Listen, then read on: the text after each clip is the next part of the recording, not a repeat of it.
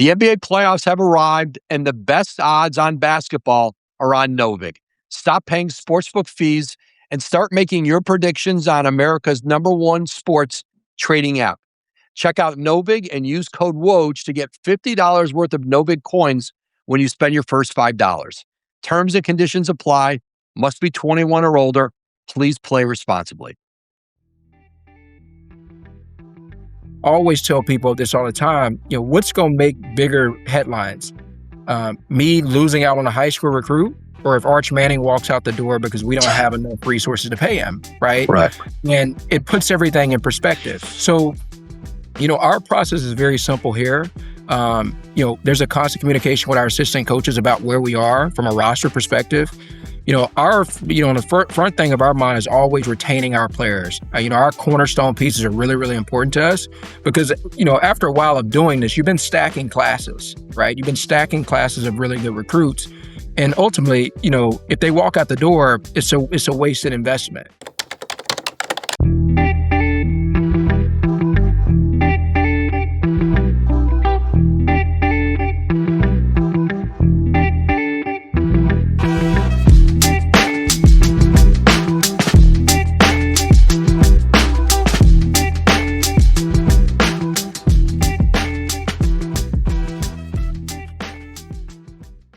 Welcome into Brandon Harris, the Texas football general manager. Brandon, how are you today? I'm doing good, Woj. Going on a little bit of sleep. The little one came on Thursday, to our surprise, 3 weeks early, and just enjoying fatherhood right now. Congratulations on your on denim. I know you can't time these things, but if there was probably a point in the year to be a new dad as a college football GM, did you kind of find that sweet spot? That's correct. I remember when, ironically, when I had first told Coach Sark and several of my other staff members that I was going to be a dad. And I think our due date was June 5th. And I had always anticipated that he probably would come in May. Right. And Coach was like, hey man, if there was a sweet spot, you really hit it. And so I'm over the moon about it. To your point, May's a lot lighter for us around here, especially with no second portal window. So I get to enjoy it until things kind of kick up in June. That's fantastic. But no, congratulations, Brandon. And you talk about this calendar now in college football. It's always been 12 months, certainly in this modern era. Right. But how has it changed with the portal, with still finishing rosters, probably even at this late date before you'll get together to start summer camp? I mean, are you still bringing in players for the coming year, or is your roster complete? Yeah, I would probably say right now, Woj, it's pretty sad, right? This is the first time, and I know you probably know in football, we've had 2 windows. This is the first year we've only went to 1 window, which is in the winter. It was really, really tough for us, obviously, for the teams that obviously perform in spring ball and those things. And you would have a player that, potentially went on national television and played really, really well, maybe against some of your 3s, your 4s. And then they were coming back into the office as you asking for more money, right? And so this is the first time where you felt as a GM more relief. Right. And obviously we knew there were some other players that were in the portal that might have been, advocating for a 5th year of eligibility that we were able to add to our roster super late to be, special teams contributors or, a guy that, hey, we're a little bit light at one position that we wanted to add. But certainly this is the first year where we've had some relief where in spring you're not, scared about losing some of your key players. You just mentioned a 5th year of eligibility, Brandon, and I think there's a lot of confidence around college athletics right now that 5-for-5 model is coming. Yeah. Probably this summer in a vote. How do you feel about it? How does it change the dynamic, maybe short term of how you put a team together, and then longer term, what you think that means for maybe specifically college football? I'm a big proponent of it. Being a person who played in college football during those times when I played, and I finished up in 2017, you couldn't play one snap, right? Or you burned your red shirt. Now in college football, you can play up to 4 games and any postseason game, and that not count towards your eligibility. I'm in huge favor of it. I think it gives us an opportunity where our depth is already getting hit because you recruit players, right, and everybody wants to play, and you're starting to lose some of your depth to go into other schools, right? And I think that's the hardest part. We talk about it all the time where say for instance, I got 20 offensive linemen on scholarship, and my 10th or 11th guy who I really, really like, and they're developing at a high trajectory. Well, another school comes in and they offer them more money. Well, I can't match what another school is willing to pay my 10th or 11th offensive lineman.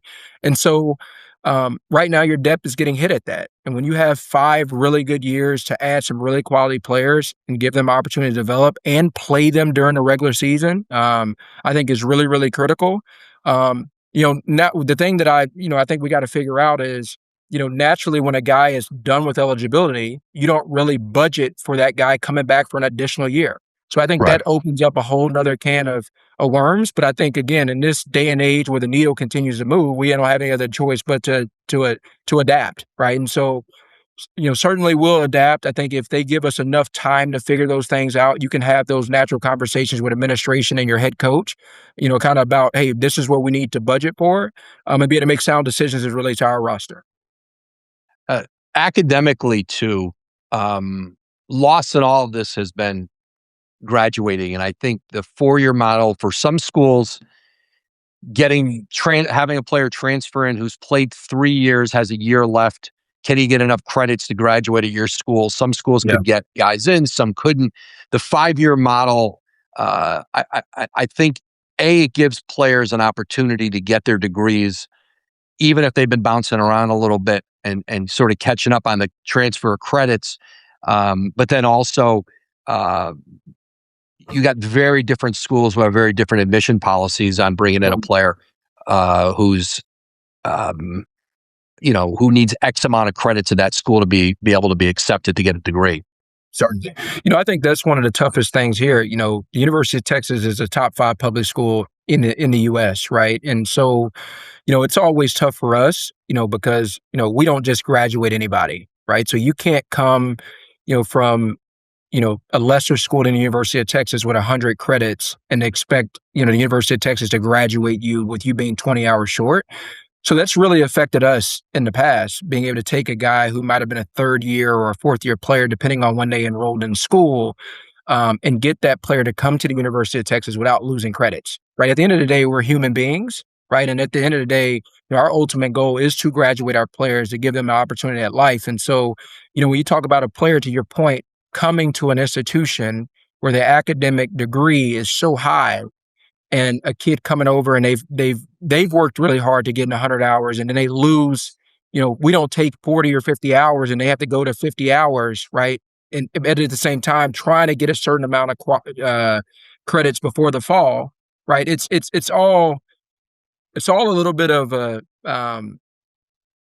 disaster in a sense, because Yeah. ultimately at the end of the day you want a really, really good player, but at the end of the day, being a human being and still wanting that player to graduate and not doing them a disservice just to get them to the University of Texas.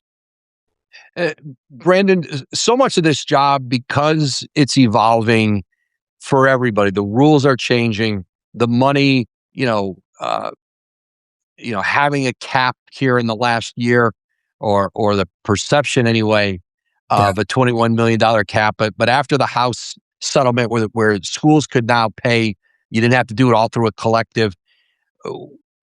How has your roster building evolved at Texas from um, the portal and NIL in 2021 to the House Act, and now the balance, right, between Yeah. portal, between high school recruiting.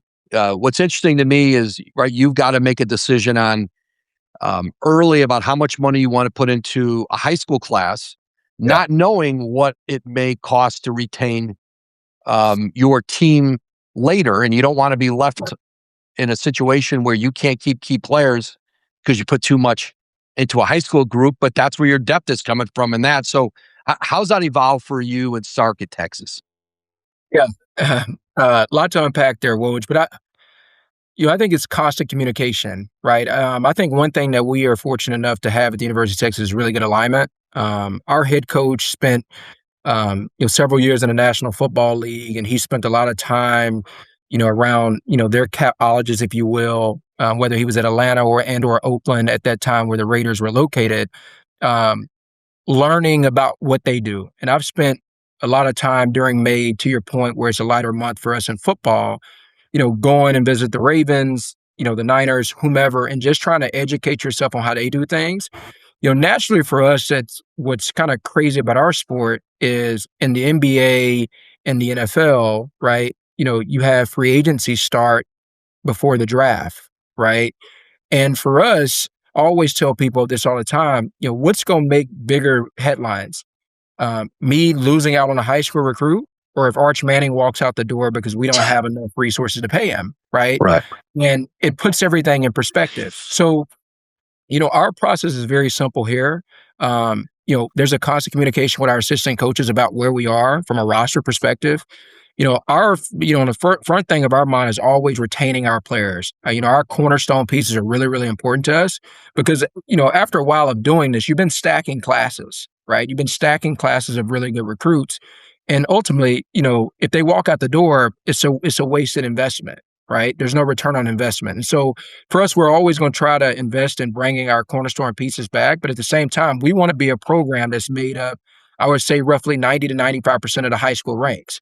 But what's very, very difficult for us is when, you tap into that market in high school and they're asking for more money than, what you're paying All-American players that have played in the SEC. That's a tough pill to swallow. However, you're constantly in an adapt or die, business, and you kind of constantly adapt. And I think part of that is education, right? Educating the parents, educating the agents, also educating our coaches. And I think we have a consensus in our program that we want to invest in people that love football, right? And not what comes with the monetary things, which is NIL and the money and all those things. They don't have a deep passion and love for football. And we want to invest in really, really smart kids. They don't have to be Mensa smart, right? But they got to be really, really football smart, and they got to be tough. And I think all of those things translate to our program in football. And then obviously they got to be really, really culture driven. We don't want to take guys that are, constantly an issue on and off the field where, you're constantly having to do that, because I think, in my opinion, it's a wasted investment. But I think a lot of it starts with the communication. And, lucky for us, we have an incredible leader who has spent time in the National Football League. And we have really, really highly good people that work in our personnel department. I think we got one of the best coaching staffs and I think when all of those parallels are pulling in the right direction, you can get really, really good players. And, we've seen it, man. We got we got a left tackle who's scheduled to be a top 10 draft pick next year. Right. He was a 3-star player coming out of high school, right? That everybody in America didn't want, right? And I think he was committed to another school up the road, and we really, really liked him because he had all the measurables, and he's a fantastic kid, right? So it's a lot of case studies in our current building where they don't have to be, 5-star this and that, if they have the measurables and they have all of the nuances that we believe in, let's go and invest in those guys and get them with our staff, which I think is incredible at developing. And let's see how much we can pour into those guys and get the most out of them. The NBA playoffs have arrived, and the best odds on basketball are on Novig. Stop paying sportsbook fees and start making your predictions on America's #1 sports trading app. Check out Novig and use code WOJ to get $50 worth of Novig coins when you spend your first $5. Terms and conditions apply. Must be 21 or older. Please play responsibly. Brandon, you mentioned for example, going to a Baltimore and spending some time with their front office. College football, for a very long time, you saw a lot of movement, partly because I think the salaries, for coordinators, head coaches are so high in college football. They're more comparable to the NFL. So you saw guys move back and forth as coaches. I think we're going to start to see that in the front office. We are seeing it in the front offices. But when you went and spent time with an NFL front office in Baltimore, what are one or two things that you walked away from and said, hey, that's helpful for us. That's something we can emulate with how they approach it? Yeah. I think being proactive and not reactive. I think the most successful organizations that are ran, they have really, really good leadership. I think that's top to bottom. You think about Baltimore for an example, where I got a chance to spend last May with them, and potentially going back out there this May. They got really good ownership. They got a really good GM and Eric DaCosta, and then obviously Ozzie Newsome, the great Ozzie Newsome, is in their building. Not only that, John Harbaugh was there. Who had been their head coach, I think, for 16 or 17 years. But I think having a consistent plan and not wavering from that based upon what everybody else do, you can see, and I think there's a lot of teams in the National Football League or in college. The constant has been consistency, and winning, and consistency at the top. They're not a franchise that change head coaches every other year or every 2 or 3 years just because the rest of the NFL cycle and or college cycle is doing that. And then they truly believe in their evaluation, right? The Baltimore Ravens is a team that, I think that's been well documented. They're not a big free agency team, right? And you factor in us, via the portal with the parallels with me and your job. They've been a team that have invested in drafting very, very well and developing those players. And then obviously if they lose players that they've drafted and they've done well, they get picks back in the draft. And so Right. at the University of Texas, I think that's how we want to be. I know that's how we want to be. And I see it the very, very same that they and how they run their organization. Uh,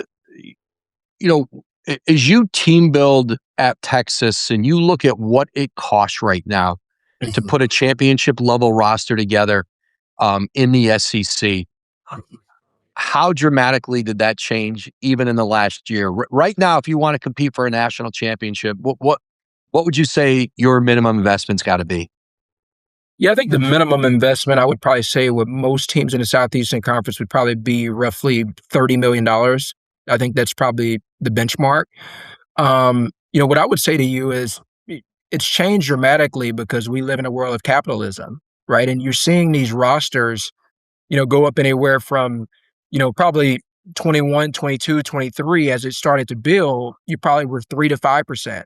Right now you're at probably 20 to 25% inflation, right? And that's just the cost of doing business. And I think naturally we always talk about, okay, what is the marketplace? Well, it's really, really hard to, have a marketplace when there are 134 FBS teams, right? Or 136, 134 and 136. I think naturally there's too many teams to have a true market. That's why when you look at the NBA, you look at the NFL, you got 30 to 32 or any of these other leagues, you don't have as many. But in my opinion, the benchmark's probably roughly around $30 million at minimum for you to be able to spend to give yourself a fighting chance to compete. And I think, if you do it consistently across the P4 conferences, I think that's probably where most, college teams are at, if they're honest with themselves. I think there's just an assumption that when you're at Texas, the money's endless. It'll always be there. You make a call and you have it. How many hours a day do you spend worried about raising that revenue, finding the money, whether it's within the cap or outside the cap? How much of your time is spent thinking about money? A lot. I think naturally, when you're the GM, and this from your time covering the NBA, your job is to spend time on the business side, right? And so, like, I have constant communication with our AD, our head coach, and our CFO, Rob Novak, and another one of our sport administrators, Sarah Baumgartner, on just kind of where it's going, right? And that's a constant communication. That's weekly, right? Based on me spending a ton of time on the phone with agents. We have a great research department where people are trying to get a feel for the market, whether it's via the portal and via the high school ranks. And I think it's just a constant communication, right? I don't think there's ever anything as a dumb question or a dumb answer. So it's just, hey, we got to communicate with our oversight and just give them a feel for where it is. And, I think we're all in it together. I don't think, anybody at the University of Texas want to see football fail, especially when it's your generator, it's your money generator. But I think it's a constant communication. But, I don't mind getting my hands dirty. I think that's part of the job. If you agree to the deals, you're part of going and raise the money, right? You can't just, in my opinion, just pass the debt off to somebody else and say, okay, here's the damage I've done. Now you go figure it out. I'm a part of it. And I think, we're running a business, and I think our donors have a great appreciation for the communication on the front end and understanding where we're going and what we're trying to do and how we're trying to invest in really, really smart football players that are going to do all the right things. But I think beyond the money, it's just the network of people that you get to tap into at the University of Texas. I mean, we have some really, really great alums that, I think that's our biggest selling point for our players. Brandon, for you at Texas, gathering information when you get in the marketplace about, an agent might ask you for a number or say, hey, I have this somewhere else. Yeah. I need you to hit this number. I need you to exceed this number. The importance of being able to have a network of information, to verify that, to Yeah. know when you're getting leveraged and when, hey, this is a legitimate market for a guy. Yeah, it's a really good question. Obviously, we've done a good job of building profiles on every GM, really across the country that, naturally we go up against to recruit each year. Right. And so naturally you start to, I would say, kind of get a feel for what their habits are. And I think you can get a real sense of kind of what the marketplace is based on, how aggressive or how conservative a GM is. And there's a lot of GMs that are diplomatic, that understand the big picture and they understand, how they want to build their rosters. And it may be no different than us, right? Simply put, there's just certain things that I don't ever feel comfortable with doing as a GM, especially when you know that, um, you know, high school kids are developmental projects that you're projecting kind of where they will be down the road. And there's some that come in and play early, and there's some that hit their benchmark late that become really good players. But I think it's a lot of time spent talking to agents, getting a familiarity for the market. And if you have a GM that you're good friends with in the business, we're all just trying to sign really good players, and the ones that that won't BS you can get honest answers from. And at the end of the day, if they get the player, because we don't, and they decide they want to offer more money, and we're not in that marketplace to offer that player that type of that money, I get it. Like you're not going to get them all, right? It's just a matter about getting the right ones for your program. But it's a lot of time spent on task of just trying to get a familiarity with the market. And there's some numbers that come across your desk and you're like, there's no way this can be true. But at the end of the day, ultimately, Yeah. you understand that again. And then sometimes you find out it is, and you go, well, maybe we missed something here. Yeah, right. That's right. But again, I think it starts with, a mentor of mine said that real good agents, sometimes the really good agents, they need to hear no. I think that's one thing. And then I think secondly, it's just having a familiarity with what teams are willing to do X and Y and Z. It's like in the NBA, the teams that are going to draft well, and the teams that are going to overspend in free agency. And it's so different than NFL. And right, we just try to draft really well. And, I think if you're signing really good high school players, you're not going to be in the portal market every single year, signing players, signing a ton of players, I should say. Right. People, when it comes to recruiting, it's always people talk about being aggressive and being aggressive. Yeah. How important is restraint in your job? It's really, really important because I think, Woj, I keep going back to being proactive, not reactive. Is because, what's really, really important to us is for our coaches to do in-person evaluations to make sure the players that we're taking meet all of the things that we need them to be a successful player at Texas. And I think that's really, really important. I think when you start to take a ton of commitments of underclassmen super, super early, you don't really get to see those kids play out their senior year and see how they continue to truly develop. I think one thing that's really, really important for us here at Texas is the senior eval, making sure the players that are either committed to us or as a late add to our team, they continue to develop and they're playing really, really high level football. If they're not, it's on us as a staff, it's on us as the coaches to critique their tape, right? And tell the player how they need to improve and how they need to get better. All of those things are super important to us, but, in-person evaluations are really, really key. And I think you see often, I keep referring back to pro leagues where they get to spend a lot of time with them and they still miss, right? And we're not going to be perfect, but we just want to make sure the guys that we're taking, they have the competitive spirit, they have the talent level to not only get here, but succeed. Brandon, do you separate out at all with the money and negotiations, whether it's with the agent, the family, the players, that Sark and his staff, they're going to coach you and you're going to talk to me about money. Is there Yeah. almost a protection of your staff that if players or families are upset at the coach, because they've got to coach these guys, Yeah. and that Yeah. if there has to be a bad guy sometimes or someone for them to be unhappy with, Yeah. that it's better it's you and your staff? Well, I'm probably sometimes, in the past, I've gotten the Grand Reaper, right? Because, I'm okay with that. Like, I understand what I've been hired to do. My job is to be the blind spots for our head coach, and my job is to make sure the players that we're paying are the right players. And I think coach has done a great job of giving me that, but I always let him know kind of where we are within a negotiation. I think it's critical Right. that he understands that he knows. And there, after you've got off, or if it's a potential situation that I think could be a PR nightmare, right? It's just we're going back and forth with the agent. The agent may be threatening portal, and again, it's my duty as my reporting supervisor, our head coach, that he's aware of kind of where every negotiation is. And so, our coaches, I would probably, if you did a poll of our room, our building, they don't know what any of the players in their room make. And coaches always said he don't care how much money you make or we pay you, the best players are going to play, right? I think that gives our coaches peace of mind and know that, hey, they don't have to get caught up in this player is making X amount of dollars, I'm forced to play him. No, the best Right. players are going to play, and I think our head coach has done a good job of shielding that away from him, but away from them, excuse me. But he's aware of every negotiation that we do, and I think it's critical that he's aware. Brandon, you've talked about kind of the three tiers of players on your roster at any given time and Mhm. how kind of each tier might feel about you, right? Yeah.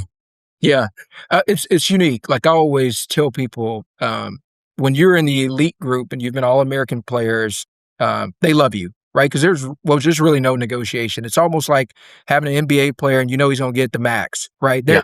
What is the agent negotiating? The player option at that point? There's really no negotiation because I can't lose them. Well, I think there's the middle of the pack of players that sometimes they can see themselves in that next level of, hey, I'm one of these max players, but they're not, and they expect that type of money based on what they hear, right? And then you have the bottom tier of players that are really more developmental, that may be 2, 3 years, or maybe 4 years away from playing.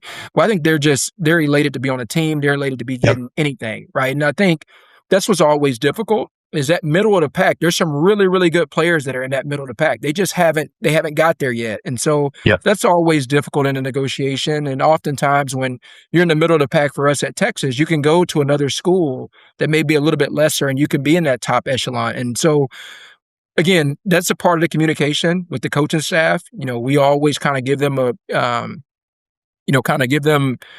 um, a lane of like, hey, these are some guys for us to be aware of, in case they may be a flight risk. But I think it all starts with the communication. But make no mistake about it, I 100% prefer to deal with agents than I do parents, because the agents get the I side of agree. the business.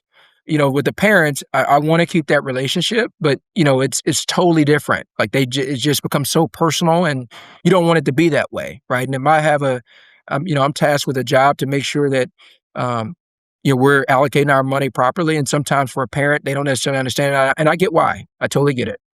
Yeah. And I think with an agent, if someone throws a number at you that's just, you know, not based in reality, you can Hmm. kind of go back at them a little bit and say, hey, that's however you want to do it. It's Hmm. different with a family member. They take it, you understand, they take it more personally, right? That Sure. it's more about where with an agent, it's business, right? Yeah. And with a You said it family well there. member, it's family and it's personal. And they take on that information differently.